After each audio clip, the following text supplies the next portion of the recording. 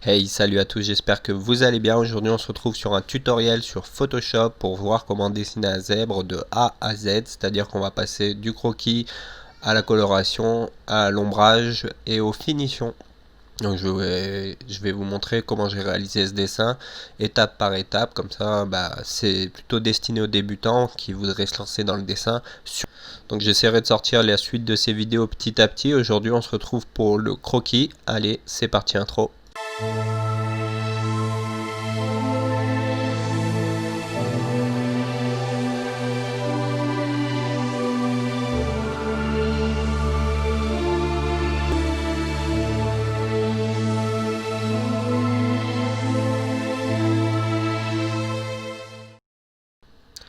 Alors voici à quoi va ressembler notre zèbre quand on aura terminé le dessin.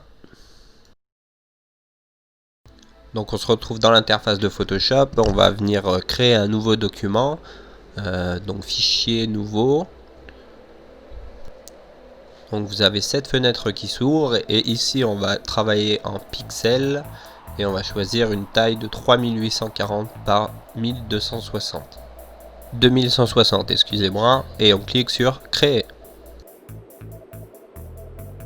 Donc si comme moi vous avez un quadrillage, vous allez dans fenêtre extra et vous cliquez sur extra pour enlever le quadrillage. Touche Z et clic vers la droite et vers la gauche pour zoomer et dézoomer. On va sélectionner une couleur dans le nuancier. Donc on va prendre une couleur qui fait un peu savane. Ça va être simplement pour avoir un fond, pour pas commencer sur un document blanc. Personnellement, j'aime pas commencer sur du blanc. En plus ça casse les yeux, donc c'est pas l'idéal. Je vous conseille donc de toujours faire un arrière-plan coloré. Donc je crée un nouveau calque avec le petit plus en bas à droite à côté de la poubelle. Ce nouveau calque, je double-clique sur son nom et je vais le renommer en croquis 1. À partir de là, je vais prendre l'outil pinceau, je vais aller chercher un brush qui me plaît pour dessiner. Alors moi j'utilise le brush One Edge. C'est un brush que vous pouvez télécharger sur le site Digital Painting School, les brushes de Spartan, et vous avez plus qu'à les installer dans votre logiciel si vous voulez avoir les mêmes que moi. Ensuite dans le sélecteur de couleurs, je remets en appuyant sur le petit carré noir et blanc, je remets du noir et du blanc sur la teinte, ce qui va me permettre de dessiner en noir pour qu'on voie bien mes traits. Vous remarquerez également que je travaille avec une taille de brush qui est assez conséquente, je suis à 50 environ. Donc c'est voulu, le but du premier croquis ça va être de simplement définir des formes. Et on va pas rentrer dans le détail, on baissera la taille de la brush petit à petit.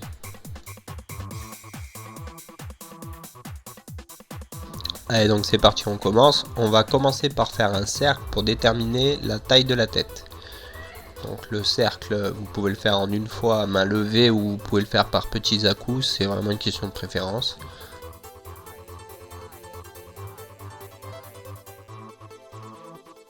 Vous pourriez même utiliser l'outil sélection rapide, faire un cercle avec, parfait tout de suite. Personnellement je suis pas fan de cette méthode, on n'apprend pas grand chose en faisant des outils automatiques. Je tire un trait et je fais un deuxième petit cercle qui va représenter la mâchoire de l'animal. Je remonte légèrement mon trait du bas vers l'extérieur pour faire le trait de la joue.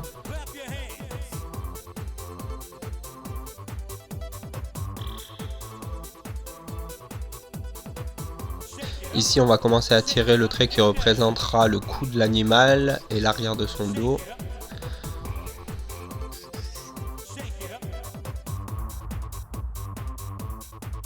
Comme je ne vais pas changer d'outil tout de suite, je vais rapprocher l'écran et vous montrer d'un peu plus près.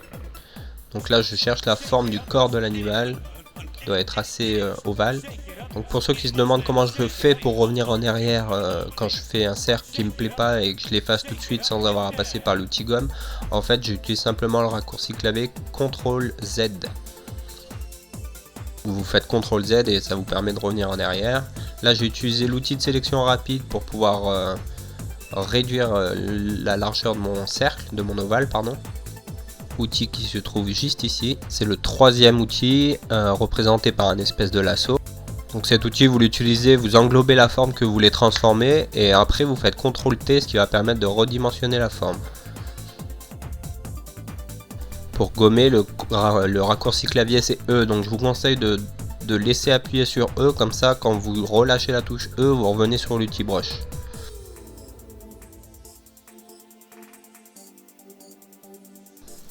Donc là mon animal était un peu bas, donc j'avais plus la place de faire le sabot.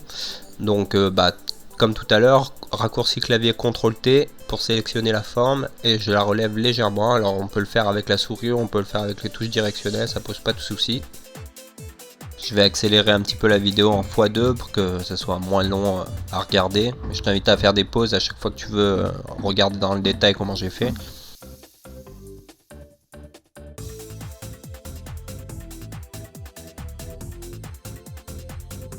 De toute façon on continue sur les pattes, hein, on va dessiner les 4 avec ainsi que les sabots.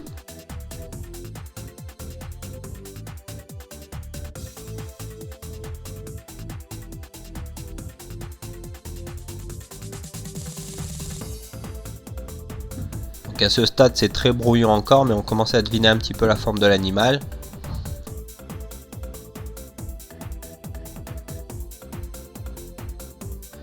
Donc pas hésiter, CTRL Z ou E pour effacer, on recommence. Donc là ma patte va être un peu basse, je vais la recommencer plusieurs fois.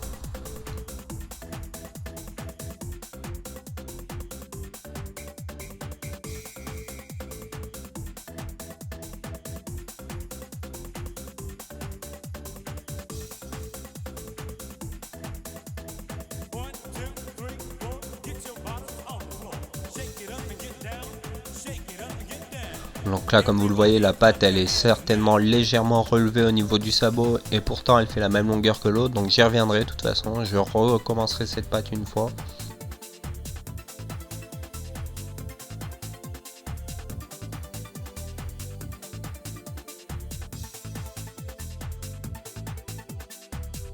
Donc faut surtout pas sacraliser son dessin, surtout sur du digital.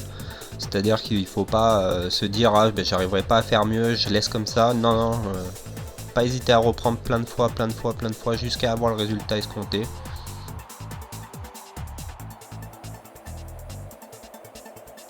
Une nouvelle fois je prends l'outil lasso, CTRL T après avoir fait ma sélection, je réduis.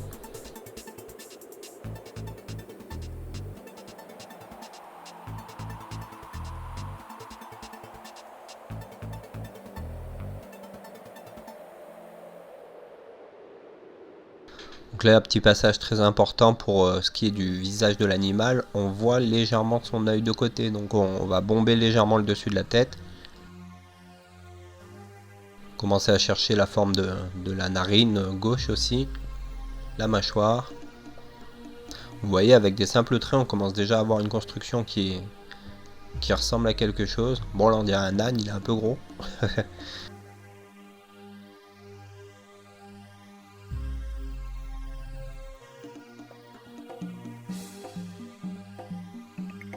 Les petites oreilles.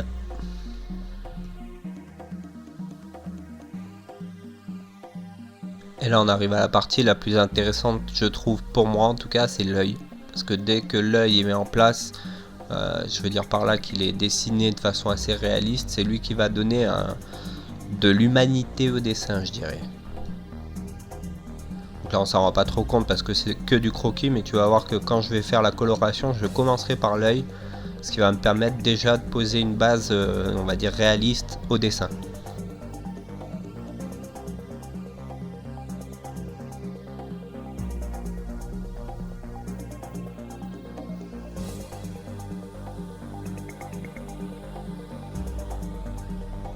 Donc là on se rend bien compte que la tête est trop petite par rapport au reste du corps, mais ça je reprendrai avec le deuxième croquis me semble. Bon, en tout cas ne vous inquiétez pas, on va le retoucher, hein.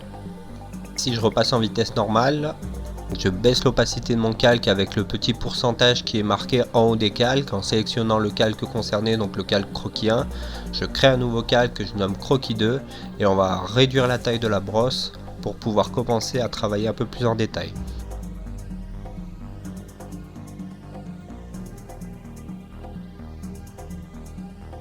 Donc là moi j'ai une grande tablette quand même, au niveau pouce je suis à 19. Donc si vous avez un plus petit écran, si vous dessinez avec une tablette sans écran, ou que en tout cas vous voulez plus de facilité pour rentrer dans le détail, vous n'hésitez pas à zoomer un petit peu, pas trop non plus, mais à zoomer un petit peu sur la feuille. Moi je suis à l'aise parce que j'ai vraiment de la place, mais faut pas hésiter à zoomer un petit peu à cette étape là où on devient un peu plus précis. Pour rappel, le zoom c'est la touche Z, je clique gauche et soit je vais à droite ça zoome, soit je vais à gauche ça dézoome. En maintenant le clic enfoncé, hein, bien sûr. Donc là j'ai changé de brosse, je sais pas si vous avez eu le temps de voir, j'ai pris la brosse arrondie, nette, pression de la taille. C'est-à-dire que ma taille du trait va varier en fonction de la pression que je vais faire sur le stylet. Donc ça c'est une brosse de base de Photoshop. Donc là j'ai réduit ma brosse de 20 à 25, donc de moitié moins que la première fois.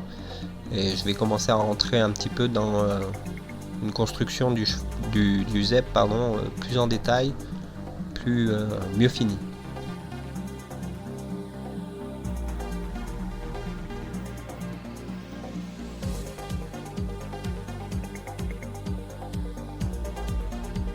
Je vais repasser en vitesse x2.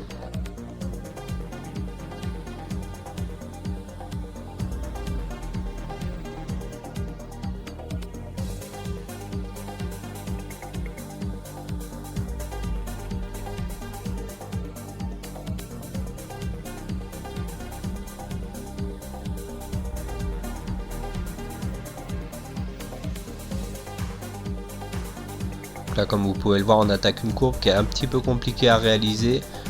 Si vous avez du mal, vous pouvez utiliser l'outil R rotation pour faire tourner la feuille et être dans le sens naturel de votre poignet, ce qui sera quand même plus facile pour faire ce trait.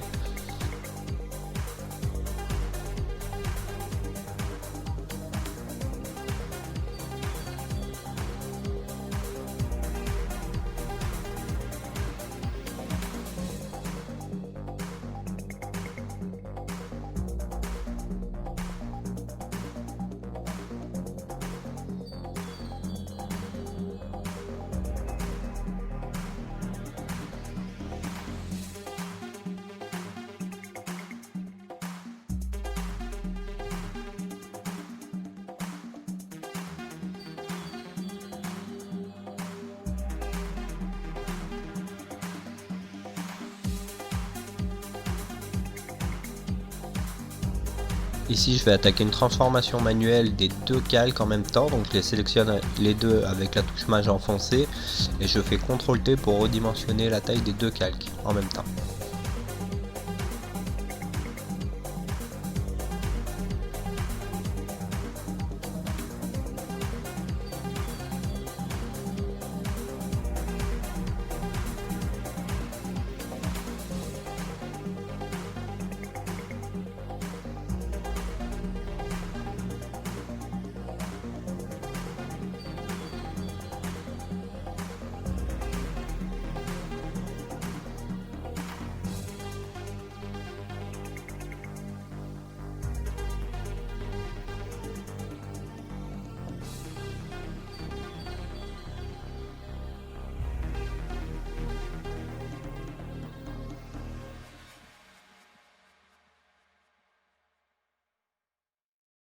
Comme tout à l'heure, n'hésitez pas à faire une rotation du document pour cette courbe qui est un peu longue et qui s'allonge et s'arrondit sur la fin.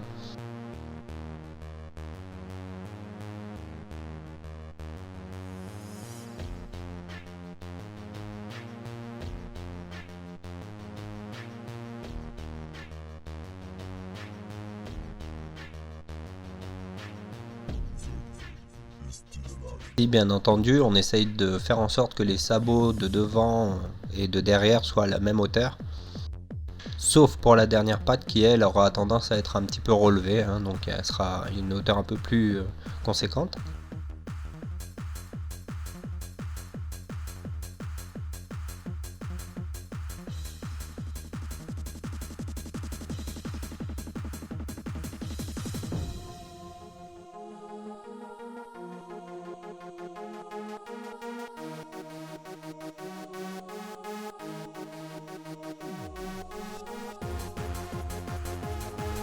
Donc là on va redimensionner la tête, toujours l'outil lasso, CTRL T, après avoir sélectionné la zone. Je vais agrandir un peu mon calque. Avec la touche C, je redimensionne mon calque.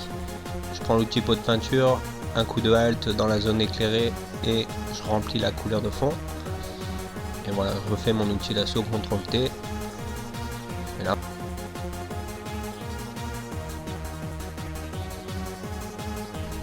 Et je viens parfaire mes jonctions entre la zone qui a été coupée et le reste du corps.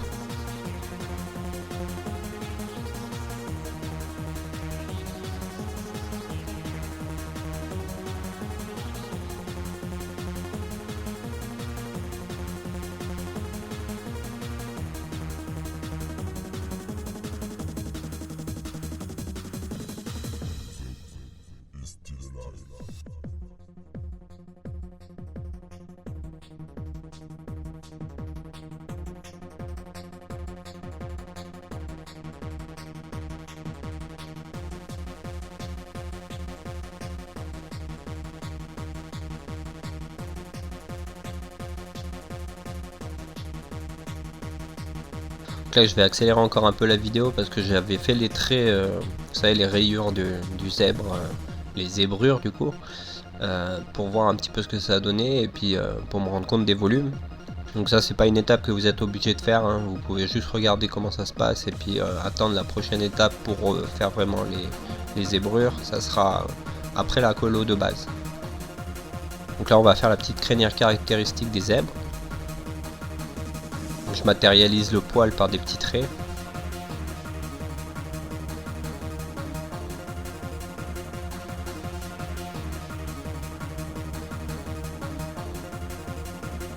Pareil, là je réaccélère un petit peu parce que j'ai fait quelques traits pour voir si ça collait et passer au croquis suivant. Vous connaissez la musique, on fait un nouveau calque. Le deuxième calque, donc le croquis 2, on baisse son opacité avec la petite flèche. Le petit slider où il y a écrit 100%, on le baisse à peu près 30%. On passe sur le troisième calque et on va commencer à faire le croquis final, c'est-à-dire la line. Donc comme je vous le disais tout à l'heure, je commence par l'œil.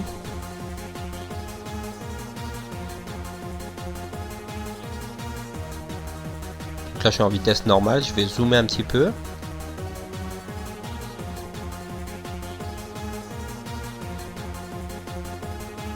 Titre indicatif, je réduis à ce stade ma brosse à peu près 10 points, 10 pixels pardon.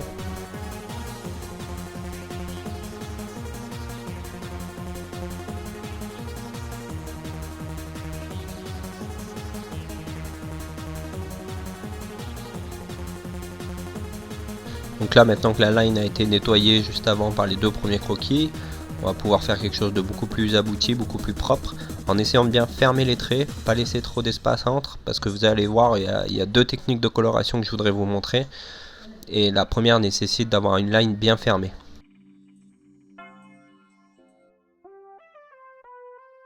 Cette fois j'accélère à 300% pour pas que vous endormiez.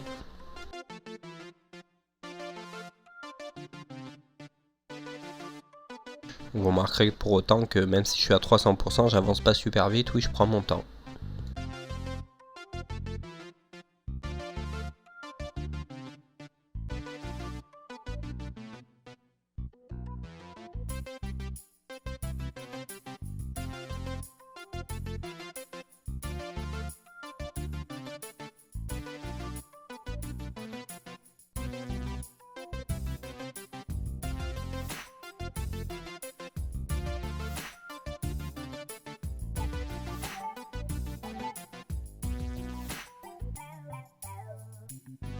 Je vous rappelle la touche R pour la rotation, je maintiens enfoncé, je clique, je tourne et je relâche R. Et quand je veux revenir à 0, je fais touche R et échappe. Quand la rotation est enclenchée, la touche R me permet de revenir en mode normal.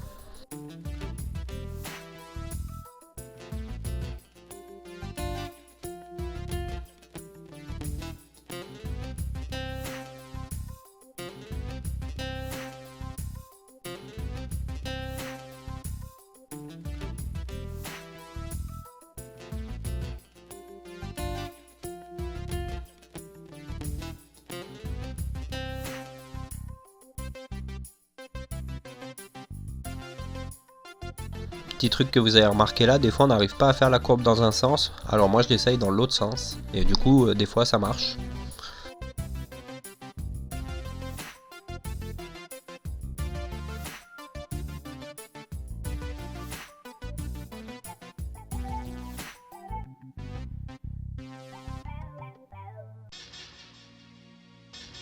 Ici on remarque que le corps était un peu petit, donc pareil, outil lasso, CTRL T, je redimensionne avec la touche Alt enfoncée pour pouvoir changer les proportions sans que, justement sans que les proportions soient gardées en hauteur et en largeur. Je viens fermer mes traits. Et là comme tout à l'heure, là c'est une opération annexe, hein, vous n'êtes pas obligé de la réaliser, c'est juste que je voulais voir un petit peu si j'étais juste au niveau de mes formes. Donc j'imagine à peu près où seront placés les traits sur le corps, les zébrures. Ça me permet de me rendre compte s'il y a quelque chose qui cloche. Libre à vous de le faire ou pas. Car de toute façon les zébrures seront réalisées sur un autre calque. Un calque à part qui me permettra après de les gommer sans toucher à la couleur en dessous.